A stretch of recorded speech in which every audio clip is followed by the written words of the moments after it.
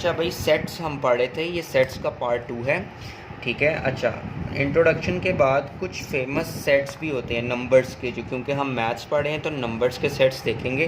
तो इसमें सबसे पहले हमारे पास होल नंबर का सेट जो होता है वो 0 से स्टार्ट होता है। मैंने आपको कहा था ब्रैकेट से रिप्रेजेंट करते हैं 1 2 3, और ये कॉन्टीन्यूसली चलते रहते हैं तो इनको हम डॉट डॉट से रिप्रेजेंट कर देते हैं, ठीक है। ये देखो, ठीक है। अच्छा, इसके अलावा क्या कहते हैं, आपके पास इंटीजर्स का सेट होता है जो कि जी से रिप्रेजेंट करते हैं। जब जी से रिप्रेजेंट करते हैं इसको, तो जी से रिप्रेजेंट करने के ये कहाँ से स्टार्ट होते हैं, नेगेटिव से स्टार्ट होते हैं हमारे पास।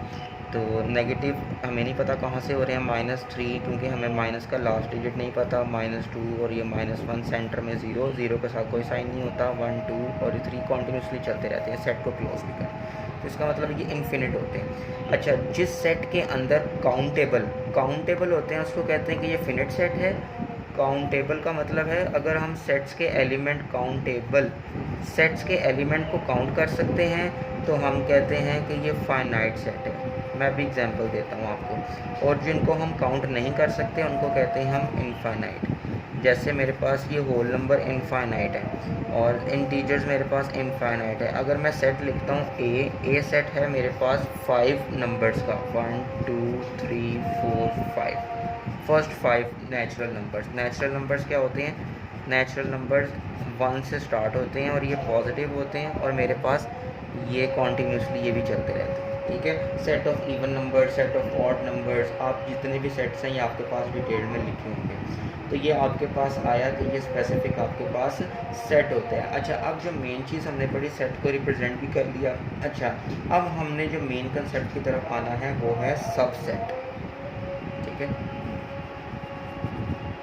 सबसेट क्या होता है? अब ये नेचुरल नंबर है ना, नेचुरल नंबर के सेट में से हम किसी भी एलिमेंट को उठा दें ना, ये 2 को मैंने उठाया तो 2 इसके सेट का ना, मतलब कि सेट का हिस्सा ही है। कह लो कि अगर ये फादर है तो ये उसका बच्चा है, तो ये इसके इसमें से सब सेट आ गया, ठीक है। छोटा एक सब सेट उठा लिया हमने, ठीक है। तो ये हम 2 नंबर्स भी कोई से उठा सकते थे, ठीक है, 1 और 2। ये 1 और 2 भी अगर आपका सेट इस सेट के अंदर से लिया गया है ना, तो ये आपका सबसेट है, ठीक हो गया।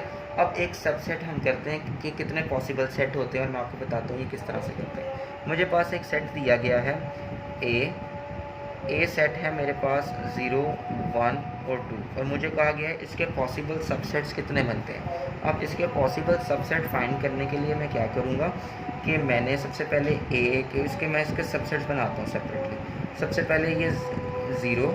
अच्छा, आपको पता है एक अगर खाली सेट है ना आपके पास, ये अगर मैं सेट एम्प्टी सेट है, इसको हम कहते हैं नल सेट, जिसके अंदर कुछ भी नहीं होता। इसको इस तरह भी रिप्रेजेंट करते हैं, इसको इस तरह से भी रिप्रेजेंट करते हैं नल सेट को।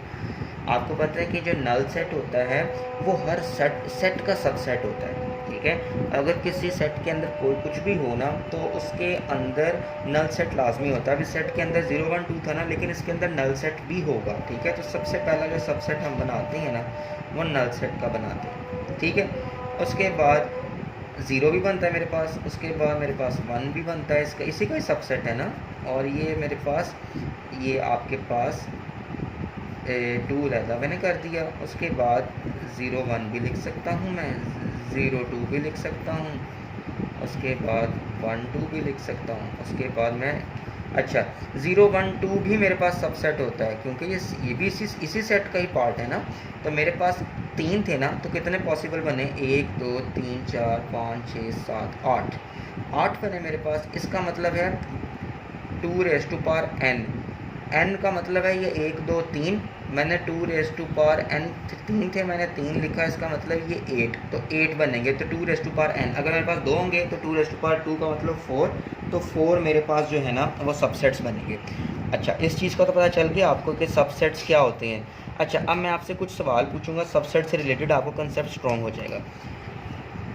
अच्छा, सबसेट को जो रिप्रेजेंट करते हैं ना, वो हम अगर फर्स्ट करें, मैं एक सेट लिखता हूँ आपके पास, ये इसी को ही लिखते हैं, इस एग्जांपल को लेकर चलेंगे, 1 0 1 2, और मैं एक में लिखता हूँ b, और b के अंदर मैं लिखता हूँ सिर्फ 0।